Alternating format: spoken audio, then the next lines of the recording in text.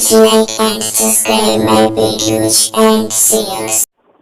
मैं संजीत कुमार आपका एपिसोड 64 में स्वागत करता हूं। गॉस प्रमेय से संबंधित कुछ मुख्य बातों में आज हम लोग पॉइंट नंबर 18 पढ़ेंगे। इसके पहले हमने आपको 17 पॉइंट पढ़ा चुके हैं। देखिए पॉइंट नंबर 18 में क्या है कि मान लीजिए कि यदि आवेश जो है घन के किसी एक कोना पर स्थित हो, यहाँ पर शीर्ष पर स्थित हो, यानी कि तो इससे गुजरने वाला फ्लक्स का मान कितना होगा। तो देखिए गॉस प्रमेय जो केवल बंद सतहों के लिए लागू होता है और आवेश जो है शीर्ष पर स्थित है। तो सबसे पहले हम लोग इसके चारों ओर क्या करते हैं कि 8 काल्पनिक घन बनाते हैं कि इधर से इधर से इधर से 8 काल्पनिक घन के एक तो ये हो गया और इसमें 7 और काल्पनिक घन बना करके हम लोग घेरते हैं। क्योंकि घन जो है आपका 3 डायमेंशनल फिगर होता है और बोर्ड जो है आपका 2 डायमेंशनल है, तो इसमें बनाना थोड़ा मुश्किल होगा क्योंकि इस पर घन इधर से भी लगाना पड़ता है, इधर से भी लगाना पड़ता है, इधर से पीछे से भी लगाना पड़ता है, साइड से भी लगाना पड़ता है। तो कुल मिलाकर के 8 घन से ये आवेश जो है घिर जाता है। तो एक बंद सतह के अंदर ही आ जाता है आवेश। तो बंद सतह से होकर गुजरने वाला कुल फ्लक्स का जो मान होता है वो Q/ε0 होता है। तो सबसे पहले क्या करते हैं कि इस आवेश को 8 काल्पनिक घन बना करके घेर लेते हैं, जिसमें एक पहले से मौजूद है और 7 बनाते हैं। तो 8 घन से निकलने वाला फ्लक्स का मान आपका हो जाता है Q/ε0।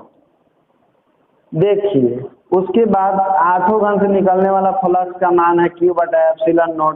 तो चूंकि 8 घन से गुजरने वाला फ्लक्स का मान Q/ε0 है, तो किसी एक घन से गुजरने वाला फ्लक्स का मान क्या होगा, तो उसका 8वां हिस्सा होगा। तो लिखेंगे कि प्रत्येक घन से निकलने वाला फ्लक्स फाई बराबर Q/8 × ε0। प्रत्येक घन में केवल 8 घनों में से केवल 3 फ्लक्स से ही होकर के प्रत्येक घन से होकर फ्लक्स गुजरता है। जैसे मान लीजिए कि यहाँ पर है तो एक आपका ये वाला फलक हो गया, इसके पीछे एक फलक हो गया, एक ये वाला हो गया, यानी कि कुल मिलाकर प्रत्येक घन से केवल 3 फलक से ही फ्लक्स गुजरते हैं।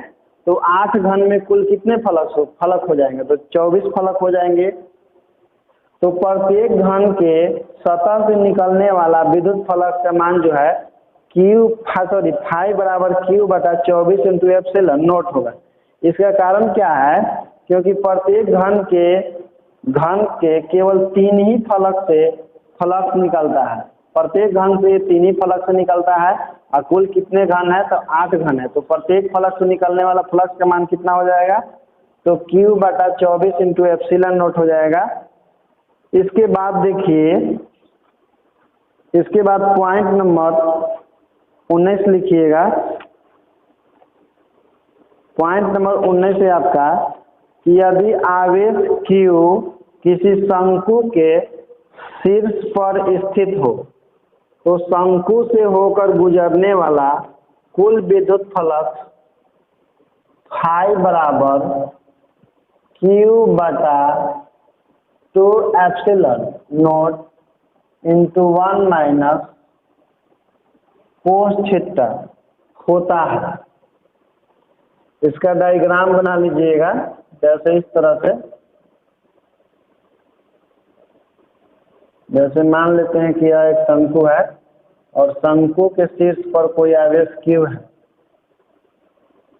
शंकु के शीर्ष पर आवेश Q है, तो इधर से गुजरने वाला तो फ्लक्स का मान कुछ 0 होगा, लेकिन इस सतह से जो गुजरेगा इसके क्षेत्रफल से होकर के फ्लक्स का मान तो ये कितना होता है, तो ये होता है आपका Q/2 ε0 × 1 - cos थीटा। इसको प्रूफ किया जाता है, लेकिन एग्जाम में प्रूफ तो आता नहीं है, केवल ऑब्जेक्टिव क्वेश्चन आते हैं। इसलिए ऑब्जेक्टिव की दृष्टि से इसको याद रखिएगा कि यदि शंकु के शीर्ष पर कोई आवेश Q हो तो शंकु से होकर गुजरने वाला फ्लक्स का मान हो जाता है Q/2 ε0 और 1 - cos थीटा। चलिए इसके बाद पॉइंट नंबर 20 लिखिए कि यदि आवेश कैपिटल Q 2r ऊंचाई वाले किसी बेलन के केंद्र पर स्थित हो, जिस बेलन की त्रिज्या कैपिटल R हो, तो बेलन के वक्र पृष्ठ से होकर गुजरने वाला कुल विद्युत फ्लक्स फाई बराबर Q/2 √2 इंटू एप्सिलॉन नोट होगा। इसका भी डायग्राम आप बना सकते हैं कि जैसे मान लीजिए कि यह एक बेलन है और बेलन का आपका ऊंचाई जो है 2r है। कहने का मतलब कि बेलन का जो ऊंचाई है उसकी त्रिज्या की दोगुनी है। बेलन की त्रिज्या r मान लेते हैं और इसकी ऊंचाई कितना ले लेना है, तो इसका ऊंचाई 2r है और इस बेलन के केंद्र पर कोई आवेश q है। तो इसके वक्र पृष्ठ से यानी कि यहाँ से और यहाँ से, यानी कि मान चलिए कि ये बेलन है और इसकी ऊंचाई 2r है और इसकी त्रिज्या r है। तो इसके वक्र पृष्ठ, इसके केंद्र पर कोई आवेश रखा गया अंदर में, तो इसके वक्र पृष्ठ यानी कि इससे गुजरने वाला फ्लक्स का मान कितना हो जाएगा चारों तरफ से फ्लक्स से। तो फ्लक्स से सतह से गुजरने वाला फ्लक्स जो हो जाएगा q/√2 इंटू एप्सिलॉन नोट। किसको छोड़ करके, तो ये वाला क्षेत्रफल छोड़ करके और ये वाला क्षेत्रफल छोड़ करके केवल वक्र पृष्ठ से गुजरने वाला फ्लक्स का मान इतना हो जाएगा। इसका चाहे तो आप चित्र बना सकते हैं। चलिए इसके बाद हम लोग टॉपिक लिखेंगे ठोस कोण। देखिए कोण हम लोग जानते हैं कि इसमें कोण दो प्रकार के होते हैं। एक होते हैं समतल कोण जिसको प्लेन एंगल बोलते हैं, जो कि केवल 2 डायमेंशनल फिगर में ही बनता है 2D में, और एक होता है आपका घन कोण। घन कोण जो है 3 डायमेंशनल बनता है। 3 डायमेंशनल कहने का मतलब कि जैसे गोला हो गया, घन हो गया, घनाभ हो गया, शंकु हो गया, बेलन हो गया, ये सब में जो कोण बनता है वो सब घन कोण बनता है। और जो आपका त्रिभुज ये सब हो गया, त्रिभुज वृत्त, ये सब में केवल प्लेन एंगल बनता है समतल कोण। तो कहने का मतलब है कि 2 डायमेंशन में बनने वाला कोण को हम लोग समतल कोण कहते हैं और 3 डायमेंशनल में जो कोण बनता है उसको घन कोण कहते हैं। तो घन कोण में भी आपका एक क्या है, ठोस कोण। तो ठोस कोण को हम लोग बोलते हैं सॉलिड एंगल ठोस कोण। देखिए ठोस कोण क्या होता है, जैसे मान लीजिए कि यदि कोई गोला है और इस गोला का त्रिज्या कितना है, r है, और इसका कोई हम लोग छोटा सा क्षेत्रफल लेते हैं जिसका छोटा सा क्षेत्रफल dA है, तो उसका त्रिज्या का स्क्वायर होता है r² बराबर d। यानी कि गोला के त्रिज्या का वर्ग यदि उसके एक छोटे से क्षेत्रफल के बराबर हो तो उसके एकांक त्रिज्या द्वारा जो उसके क्षेत्रफल पर कोण बनता है उसी को हम लोग घन कोण कहते हैं। तो हम लोग ये भी बोल सकते हैं घन कोण को हम लोग स्टेरेडियन में मापते हैं। तो ये भी बोल सकते हैं कि किसी गोला के क्षेत्रफल और उसके त्रिज्या के वर्ग के अनुपात को हम लोग घन कोण कहते हैं। तो घन कोण लिखिए जिसका अंग्रेजी होता है आपका सॉलिड एंगल। सॉलिड एंगल क्या होता है, तो किसी गोला के क्षेत्रफल और त्रिज्या के वर्ग के अनुपात में क्या होता है आपका, तो त्रिज्या में भी इसको लिखिए किसी गोले के क्षेत्रफल और उसके व्यास के वर्ग के अनुपात को ठोस कोण कहते हैं। किसी गोले के क्षेत्रफल और उसके व्यास के वर्ग के अनुपात को ठोस कोण कहते हैं। अर्थात ठोस कोण बराबर गोला का क्षेत्रफल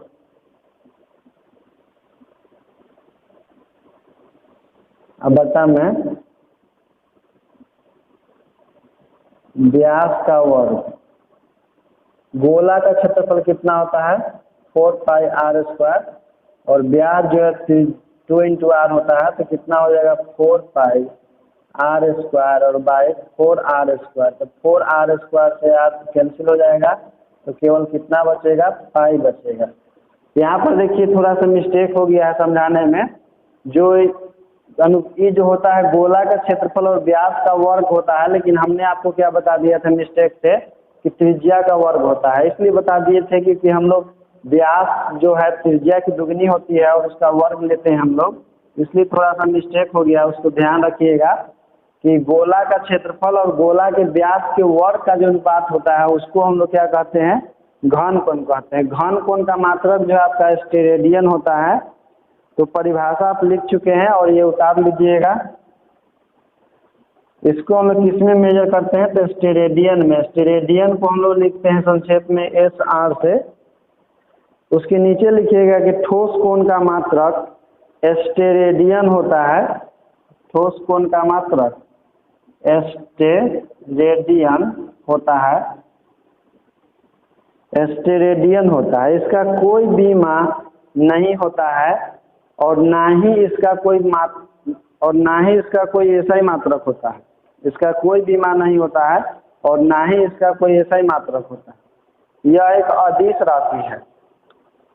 इसके बाद लिखिए एक स्टेरेडियन कि एक स्टेरेडियन का डेफिनेशन क्या होता है।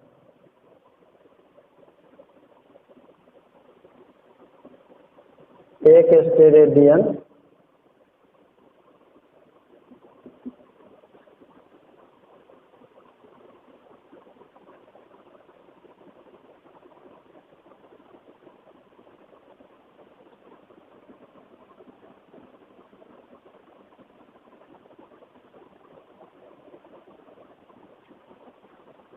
लिखिए वह घन कोण जो कि गोले के पृष्ठ के एक भाग द्वारा जिसका क्षेत्रफल गोले की त्रिज्या के वर्ग के बराबर होता है, तो गोले के केंद्र पर बना उसी कोण को एक स्टेरेडियन कहते हैं। अर्थात जब r² बराबर dA तो 1 यूनिट बराबर आपका हो जाएगा dA बाई r²। इसलिए क्या बोलेंगे कि एक स्टेरेडियन बराबर dA बटा में r² हो जाएगा। इसको आप समझ लीजिए डायग्राम के द्वारा। जैसे मान लीजिए कि यह एक गोला है और गोला में हम लोग क्या करते हैं कि गोला की त्रिज्या मान लेते हैं कि r है और इसका हम लोग क्या करते हैं कि एक छोटा सा क्षेत्रफल काट लेते हैं ये वाला और इस क्षेत्रफल का हम लोग नाम रख देते हैं d। dA का जो मान है वो इसकी गोले के त्रिज्या के वर्ग के बराबर है, यानी कि r² बराबर dA। तो जब गोला के त्रिज्या इसके क्षेत्रफल गोले के त्रिज्या का वर्ग इसके क्षेत्रफल के छोटे से भाग के बराबर होता है, तो इसके छोटे से क्षेत्रफल के द्वारा इसके केंद्र पर जो भी कोण बनता है उसी कोण को हम लोग एक स्टेरेडियन कहते हैं। यानी कि जब किसी गोला का क्षेत्रफल का एक छोटा भाग उसके त्रिज्या के वर्ग के बराबर होता है, तो इसके छोटे से क्षेत्रफल के द्वारा इसके केंद्र पर बनाए गए कोण को हम लोग एक स्टेरेडियन कहते हैं। जैसे कि देखिए r² बराबर dA तो 1 बराबर dA बाई r², और dA बाई r² को हम लोग क्या बोलते हैं 1 स्टेरेडियन बोलते हैं। इसके बाद नीचे लिखिएगा चूंकि गोले के संपूर्ण पृष्ठ का क्षेत्रफल 4 पाई r² होता है, इसलिए गोले के संपूर्ण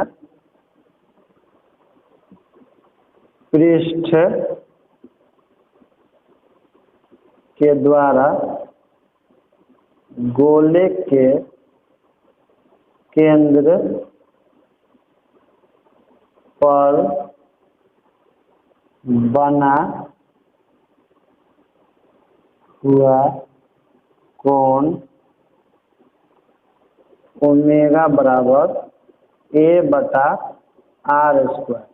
तो देखिए गोला के संपूर्ण पृष्ठ का क्षेत्रफल 4 पाई r² होता है, तो गोले के संपूर्ण पृष्ठ के द्वारा गोले के केंद्र पर बना गया हुआ कोण बराबर ओमेगा बराबर a बटा r² होगा। संपूर्ण पृष्ठ का क्षेत्रफल कितना है 4 पाई r² है और डिवाइडेड बाई r²। तो r² से r² कैंसिल हो जाएगा तो कितना हो जाएगा 4 पाई हो जाएगा। और चूंकि कोण है ये आपका घन कोण, इसलिए इसको हम लोग क्या माप लेंगे स्टेरेडियन। यहाँ से आप समझ सकते हैं कि r² बराबर dA है तो 1 बराबर dA बाई r² है। तो ये तो छोटे से क्षेत्रफल के कारण बना हुआ कोण है एक स्टेरेडियन, लेकिन यदि संपूर्ण क्षेत्रफल लिया जाए तो संपूर्ण क्षेत्रफल का वैल्यू हो जाएगा 4 pi r² by r square, R square से आर स्क्वायर कैंसिल हो जाएगा, तो 4 पाई स्टेरेडियन बचेगा। इसके बाद हम लोग अगले वीडियो में पढ़ेंगे घन कोण का व्यंजक।